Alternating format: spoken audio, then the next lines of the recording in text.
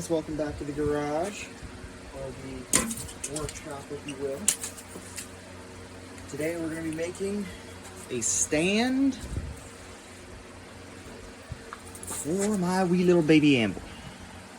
It's a 55-pound ductile iron anvil. So we're going to be making a stand for that today, just out of some the lumber that I have left from a few other projects that I did. I've got 2x8s, a little bit of 2x10 left, and 2x4s. So I'm going to kind of try to find a way to cut those to my knuckle length. We're going to do 26.5 inches, 26.5 inches of lumber high. So that once I put the anvil on top of that, it will be perfect height for me.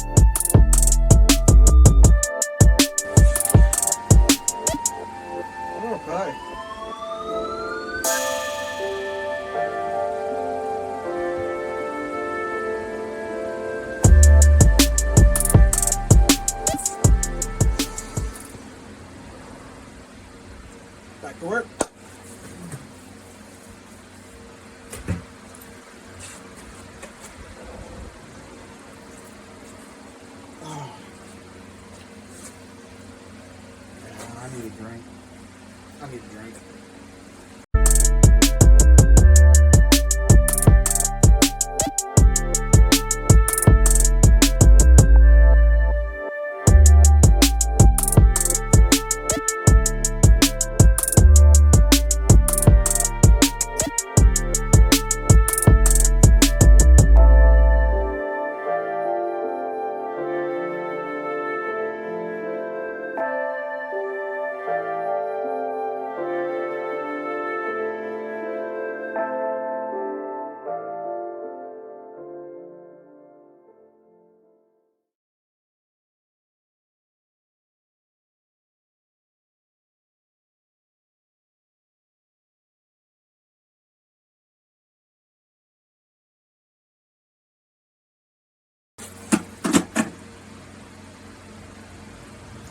Let us get to work.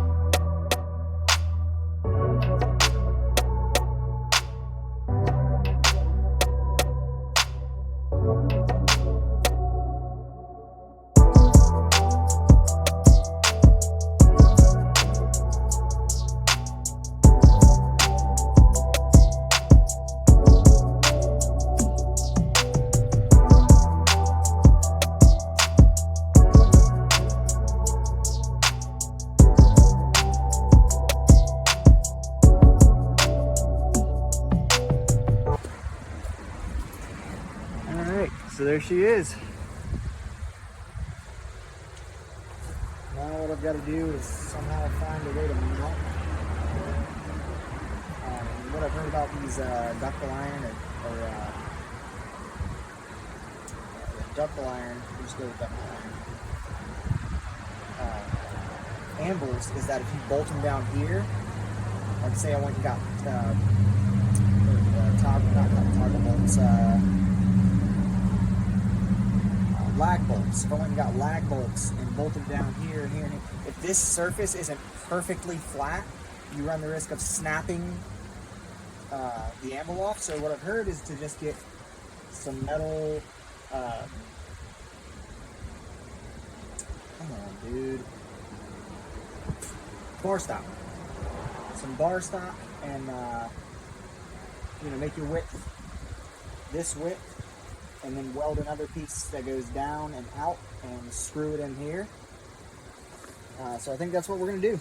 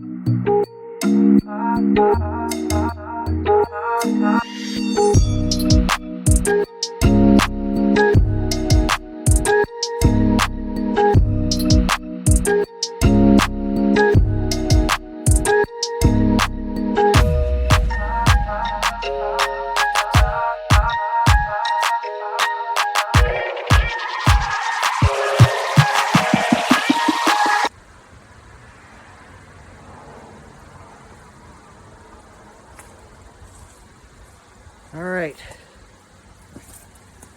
Thank goodness that's it for the anvil stand. That was kind of a... Ow. Ow, pain in the rear, and that's a piece of metal in my hand. Ouchie. Don't do that at home.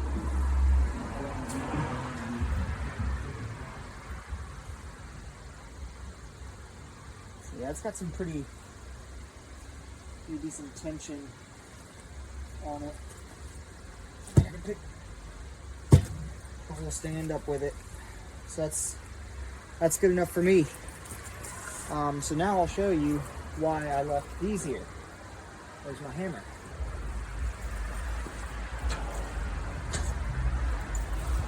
So now I'm going to take this. That actually happens to be a pretty decent size. But basically what I'm going to do is I'm going to take, screw some holes in that. It doesn't quite work, does it?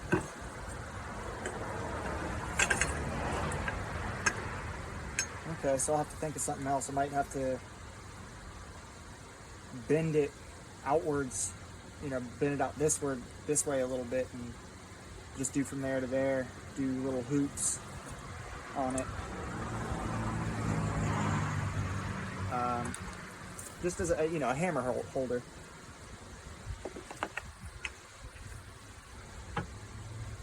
Now imagine this bent, out slightly and kind of cupping around that hammer handle. So yeah, that's gonna be really nice.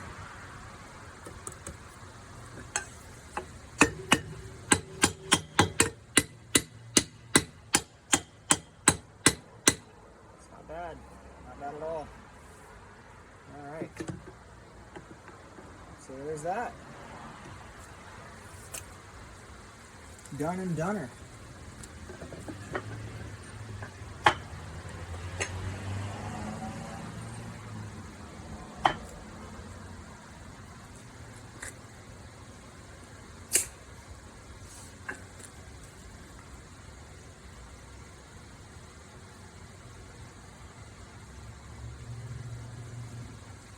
Cool beans, guys. Alright, well that's that for the anvil base.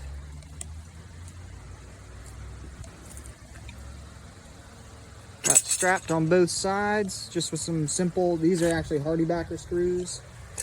I'm going to turn you a weird angle here so you can see what's going on. So what's happened is I've bowed this. So it's clamping down here and here, and I really shouldn't be doing it that way. Again, because of the cast iron, it could break and blah, blah, blah, blah, blah. All right, quick update on the last video. Last video was me building this. Well, I guess it's not the last video, it was today, but I haven't even posted it yet. But what I'm doing, I made a anvil stand, and I told you I was going to come back and show you what I made, if I made anything. So I actually made a chisel and a hammer drift. So it's a punch chisel so I can knock out the eye, and there's my hammer drift. And I just made it for a smaller hammer because I'm going to be rehandling this hammer soon, so figured why not use it as the template for the drift. It's not exact, it's not perfect, but it'll taper a hammer off. That's all I really need. And I'm not gonna be ordering hammer handles, like store-bought factory-made hammer handles. I'm gonna be making my own. I made this one out of red oak, so I'm not afraid to kind of make it a little different than factory. As a matter of fact, that's kind of what I want. So when I do make my hammerhead, it doesn't need to be factory size hole. So that's what I made. I got my chisel, got my taper, my drift, my hammer drift now. So next thing is to make a billet. I'm going to try to do a Damascus hammer and see how that goes.